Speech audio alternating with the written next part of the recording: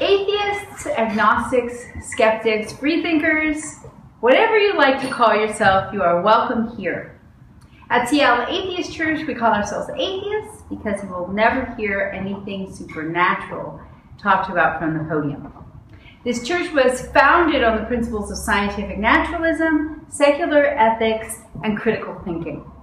Where other churches have, as part of their mission, to help you grow in faith, we have as our mission to grow in our capacity for reason. My talk today is called The School of Life. And I want to share with you the idea that life is a school and talk about some of the homework that I've been doing. But my talk doesn't represent any official church position. It's only to be used as a discussion prompt. So recently a friend of mine suggested that life is a school. And let me explain first her idea. So we're here on earth to learn certain lessons. And if we get them right, then we graduate and we go on to the next level. And making it to the next level means an eternity in bliss. But the overwhelming majority of us don't get it right. And so we have to return here and live this life again and again. She also believes we get an ethereal time in between reincarnations. And it's a time when we can visit loved ones and say our goodbyes. But then when we reincarnate, we don't remember anything about our previous lives. Okay? Now that to me seemed especially unfair because if there are lessons that we need to learn, why should we start from scratch with every reincarnation? And just thinking that was interesting as a jump-off point because then I thought maybe what we need is not to learn some lessons, but to unlearn some of the things, some of the decisions that we make about how life is as life goes along. And therefore it would be useful to start from scratch. The other question that I asked her, of course, was how can I be said to reincarnate as myself when I don't remember anything about my past lives? This just didn't make any sense to me.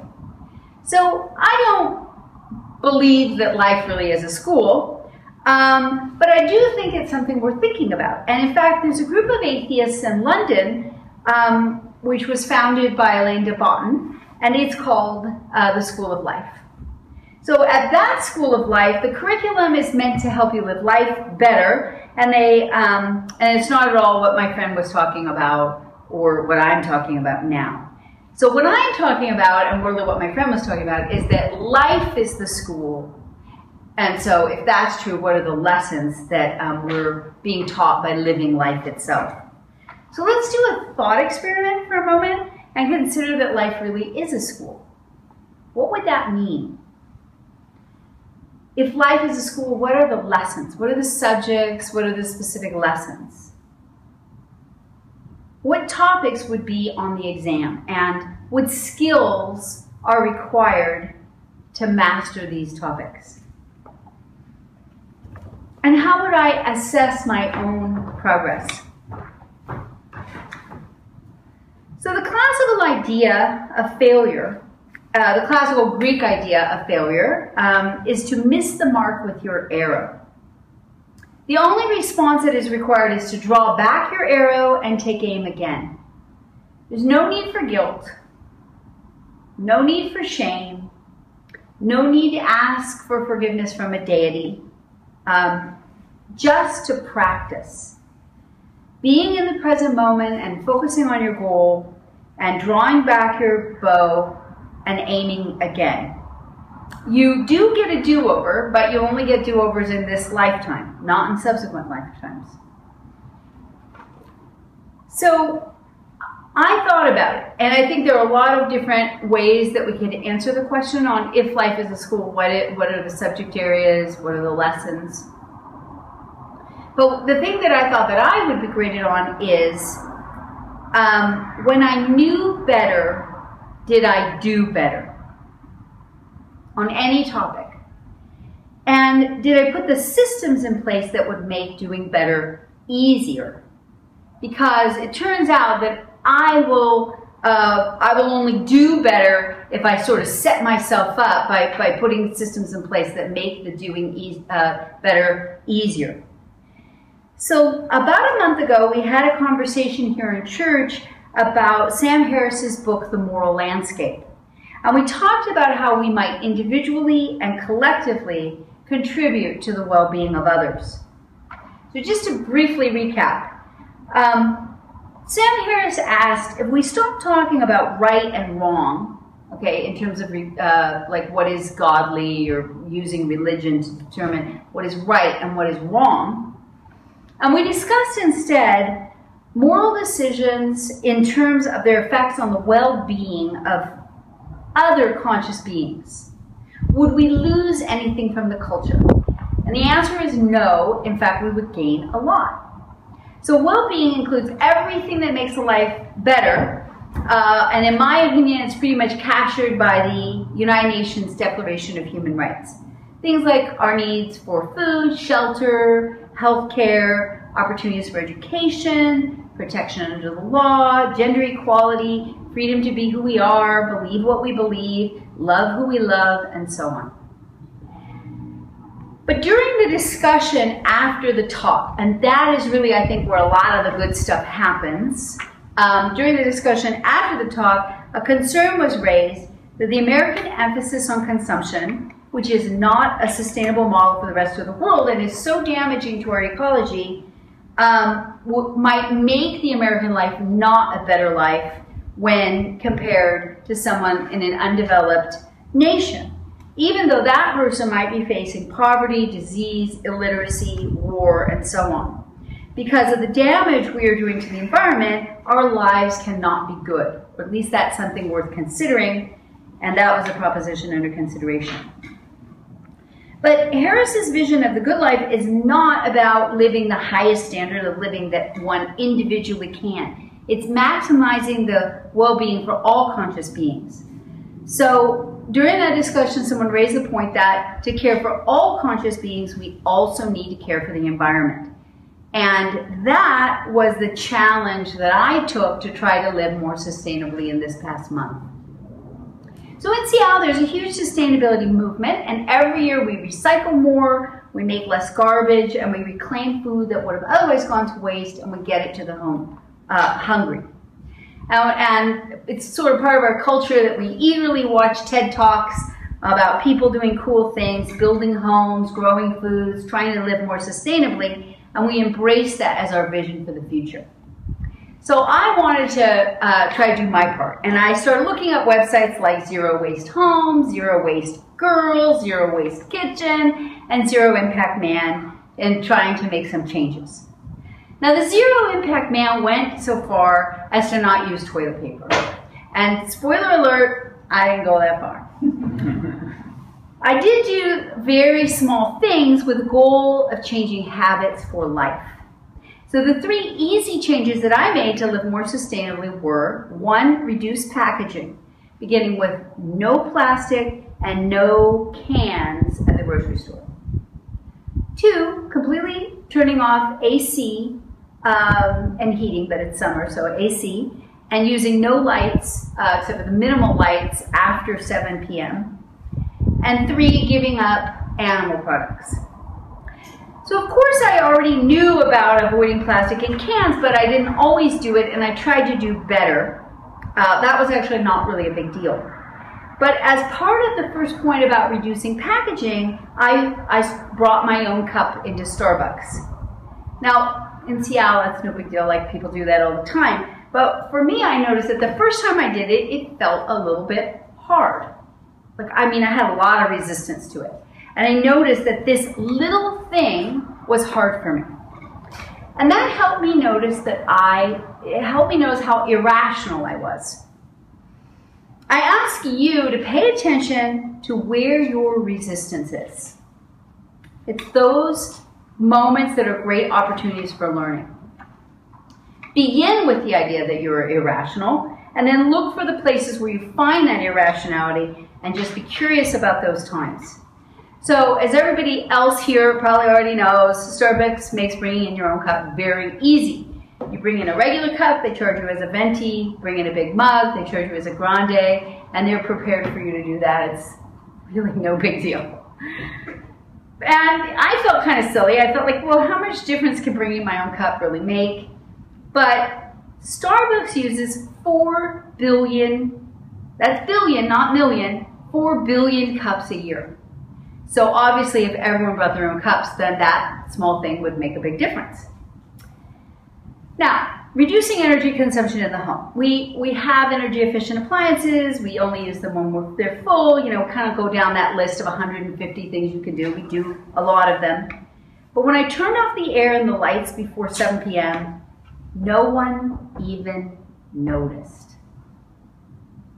And not only did no one even notice, what I noticed was eventually the lights stopped even going on. Like, there's no lights on in here today. It's summer, we don't need them, right? So, but the biggest change that I made was focusing on a plant-based diet as part of stewarding the environment. According to the book, Forks Over Knives, if every American replaced 1 chicken dinner a week with something plant-based, it would be the equivalent of removing 500,000 cars from the road. If everyone always did this, we could cut greenhouse gas emissions by almost half. So I want to suggest some useful memes for meat eaters to consider, and these are only for meat eaters.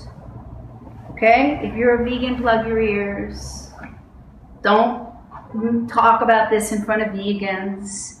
These are for meat eaters only. We talked about memes in church and how it helps catch things on in a culture when you have memes. So these are some memes that I hope could possibly catch on. Vegan before 6. Vegan except on major holidays. Vegan unless I'm traveling. And all of these memes actually mean someone who is not vegan. I got some people plugging their ears in the audience. These memes are useful because they help people eat less meat. And Americans get about 49% of our calories from meat. The other great apes eat a 90% plant-based diet, and that's unprocessed plants, okay? So when we think about being strong, whatever, just, you know, chimps are pretty strong. But what does all this have to do with sustainability?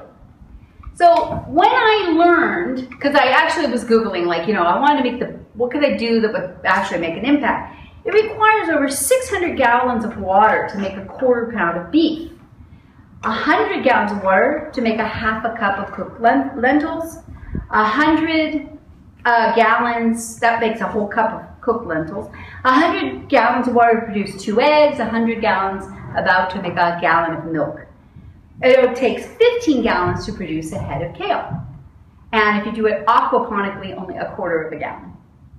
So I compared turning off my tap while I brush my teeth, that's one of the things on the list, which I do, and saving 3 gallons of water to not having that cheeseburger at lunch and saving 600 gallons of water. So, you know, in order to practice my sustainability for the month, I really had to eat kale and not hamburger.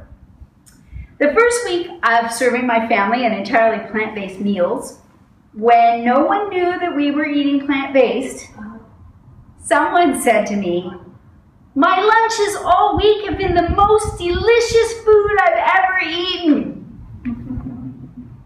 And I really should have kept my mouth shut on that.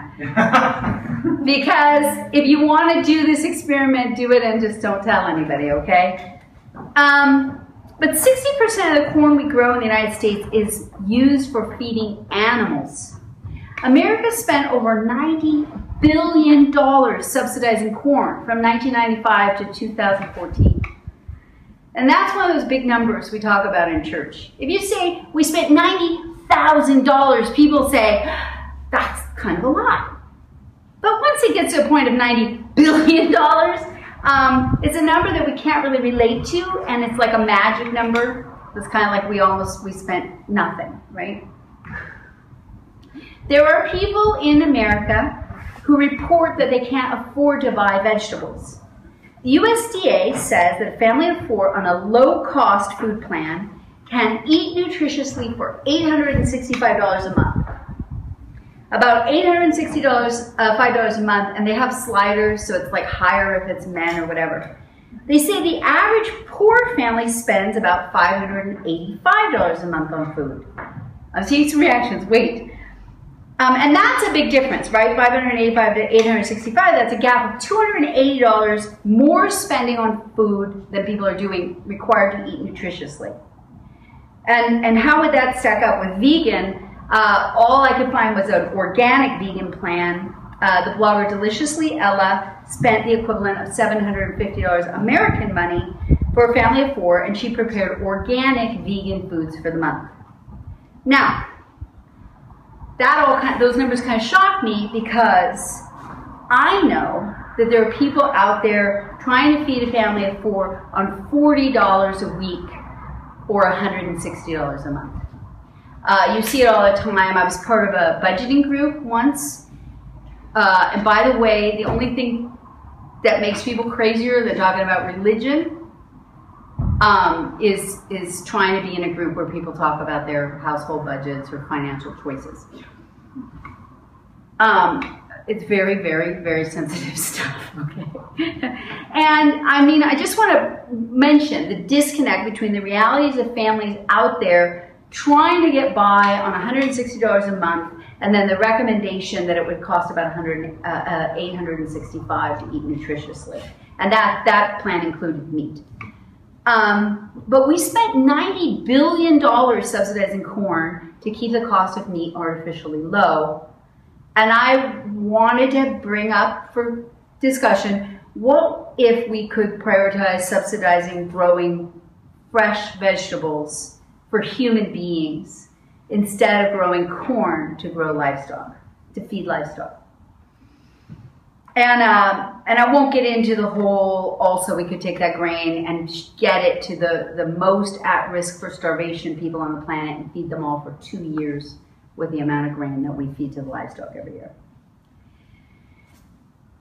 Only 1 in 3 Americans eat 3 servings of veggies a day. And only 1 in 10 Americans eats the recommended 5 servings of veggies a day. But when we were on this plant-based way of eating, we found ourselves eating more like 9, 10 servings of fruits and vegetables a day. How many do you get? Could you get more? So the subject matters I covered today, food, spending, politics, they're all things. Notice, by the way, nobody has dragged me down from the podium. So that's, you know, you really do get to talk about whatever you want pretty much at church. People might not come back, but I hope they do.